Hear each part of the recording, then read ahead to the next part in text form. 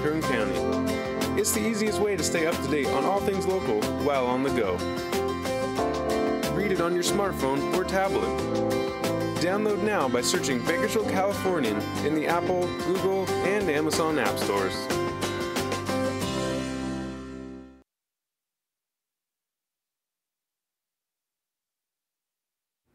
Welcome back to BVarsity Live. We've had a line change in here inside the studio at the California's downtown offices. Joining Trevor and I now, the Frontier Girls Soccer Team, SWYL champions on the girls' side. We have BHS boys, now the Frontier Girls.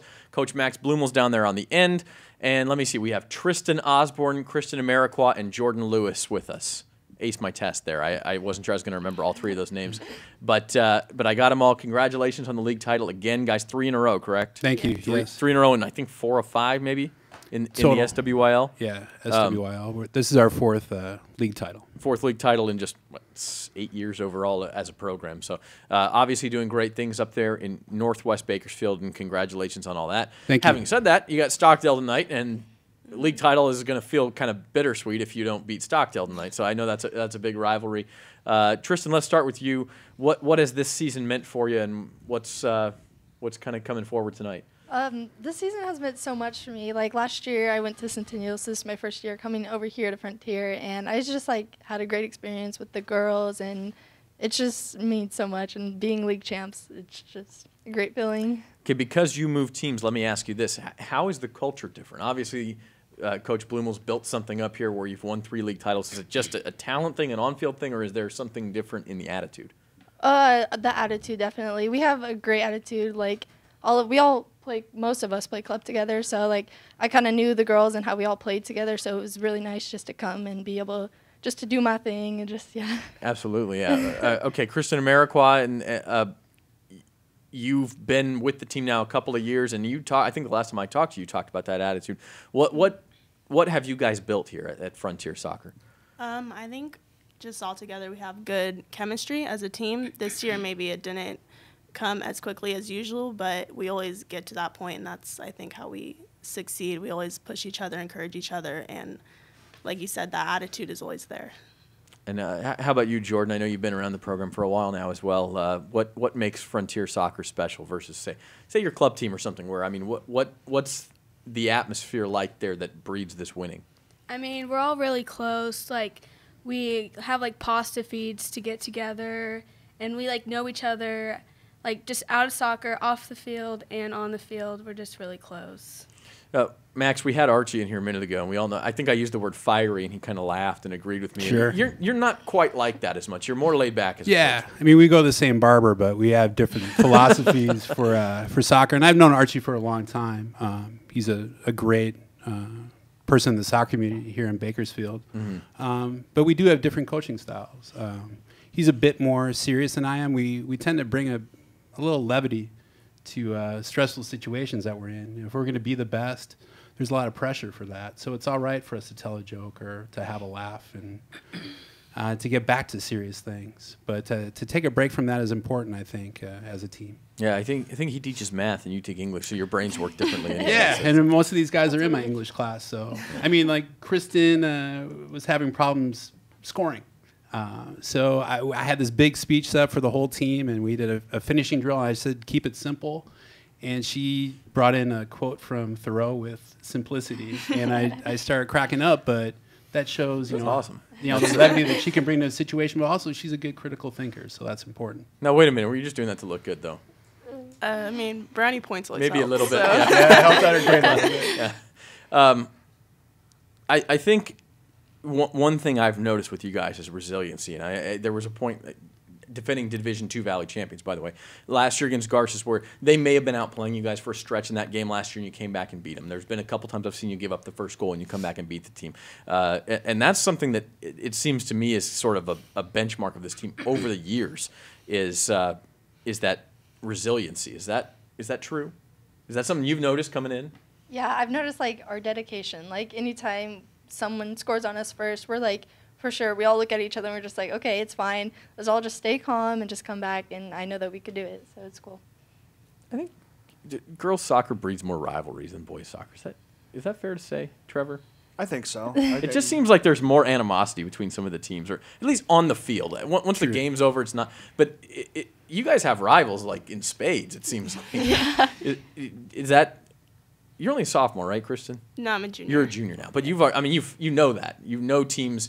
I know that girl on that team. She's going to play this way and that sort of thing, and it gets a little chippy out there sometimes. Yeah, girls tend to get inside each other's heads or try to. So I think what's most important is that we all like stay calm, stay level-headed, encourage each other, like calm each other down, because there are a lot of rivalries in soccer since freshman year. Like whatever team it is, we just have to make sure we keep our level heads and make sure not to let them get to us. That's what's even more impressive to me about winning 3 in a row is that you got a target on your back by this year.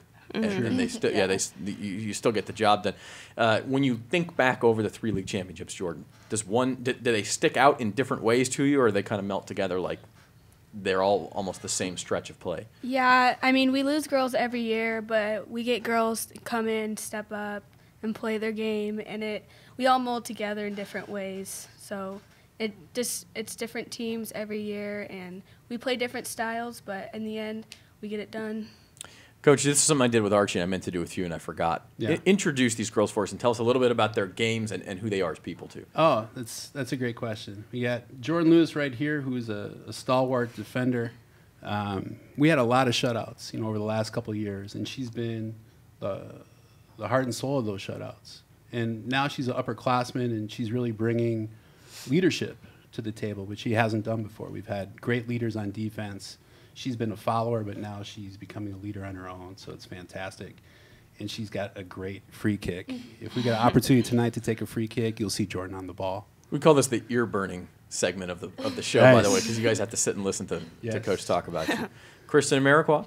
Kristen she's a playmaker. If you put a jersey on, it's going to be number 10. She's a Pele, she's a Maradona, she's a Ronaldo. She's our playmaker. And when we need the ball to be settled, or we're looking for the tide to be turned within a game, she's the type of player that can do that. And we talked about her having good critical thinking skills. You can definitely see that in the field because she's 2 or 3 steps ahead of just about everyone else out there. And finally, Tristan? Tristan Osborne comes to my room every day during lunch. These girls are in there every day hanging out. And it's just a pleasant addition to our team. She's a defender that has a super chip.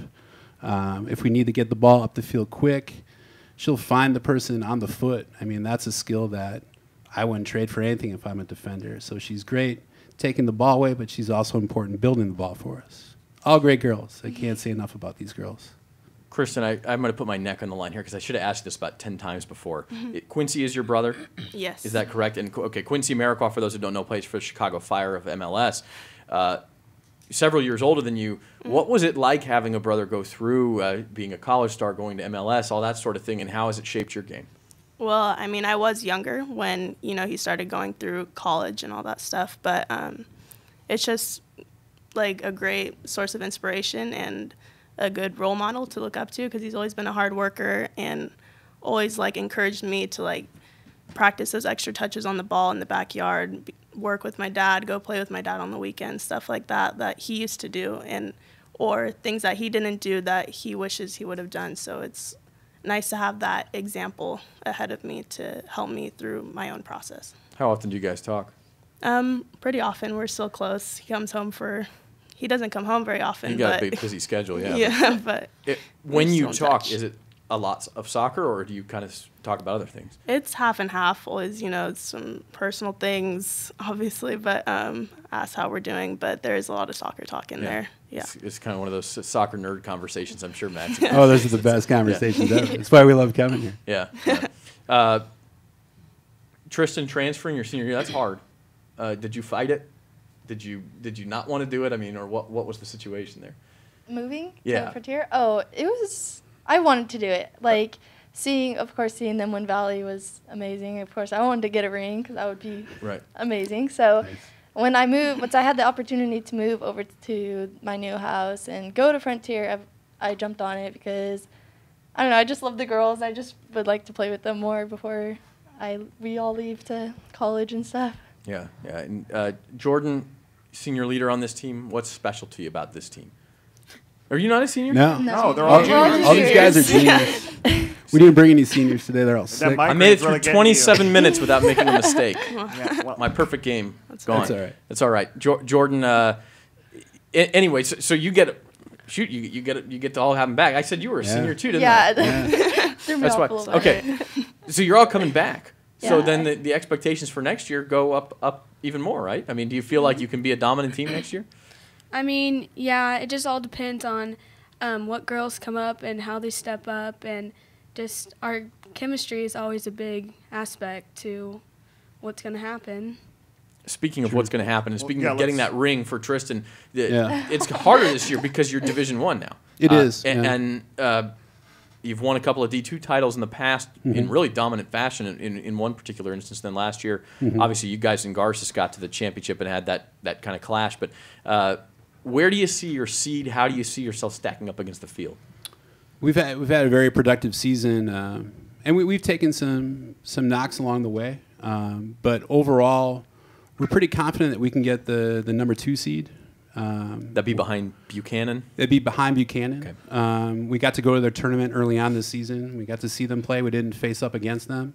But you have perennial good teams from that area, and I stack these girls up against any of those teams. I think we're top 4. I'd say 2nd seed for sure. Well, obviously, along with that, when you were at the Buchanan tournament, you tied Clovis North, who's in that same fight for the 2 seed. Then you had the 1-0 loss to Central, who also looks like they could be in the running for the 2 seed. Where would be your argument? Maybe league, just the power of the league and the SWYL would be your argument, probably over Central. And then how would you argue yourselves against Clovis North since you had that tie? Yeah, those are good points, Trevor. I think with the strength of our league and it being a power league and us doing so well with it this season, that we have a good argument with the number 2 seed based on our league performance. Based on the teams that we played this season, we had the hardest schedule that I've ever set up. So Did you do that a lot because you knew this was your first year in D1 and you really wanted to see early on how good these girls are? And obviously they've performed at the level that you need them to, right? Yeah, and we actually started front-loading that the season before. That was the first time we went to the Buchanan tournament. We actually went south this year to the Huntington Beach tournament. So we played the caliber of teams that we thought were equal to us or better, and that is, trial by fire. And it's forged, I think, our team and made it stronger. Jordan, do you have those same mindset too, that this has built up and now here you guys are, one last game tonight and you guys are still undefeated in league? Yeah, I mean, early in the season we lost a lot, but I think it brought us together more because, I mean, every team loses some, but, I mean, when you win, it's great. And then, Kristen, do you like the idea that when you've played these teams already and if you do get deep into the playoffs that you get to see them again, their tendencies, and maybe you guys can take that 1-0 loss to a 1-0 win or take that tie to a 2-0 win? Yeah, definitely. I think it's it'd be a great experience to get to play against teams that you've lost in the past to, and your team has come together more and been succeeding more together. So to be able to go up against them again almost gives you a chance at redemption. And so you come in kind of as the underdog in that team. So to win is just like a step up and to show them that you're capable of it. And obviously getting that 2 seed would give you the advantage because there was a possibility of, having 2 home games before. So, yep, we got to head to break. So. Yeah, we'll head to break in a minute. I think for those who don't know, Buchanan is they are the team in Division I. Stockdale had teams that would have won 4 or 5 Valley championships, except in the late part of last decade, except they kept running into Buchanan, and it was Buchanan that won 5 or 6 championships. And you guys have been that team in D2 the last few years, so it'll be exciting to see a step up if that matchup does happen. Well, hey, congratulations on everything else. Good luck tonight against Stockdale. Good luck, obviously, the next couple of weeks in the playoffs as well. We will be watching, guys. All right, thank you, Thank gentlemen. you. This is Frontier Girls Soccer Team. This is BVarsity Live. We'll be right back after these messages. Some basketball and wrestling talk still to come.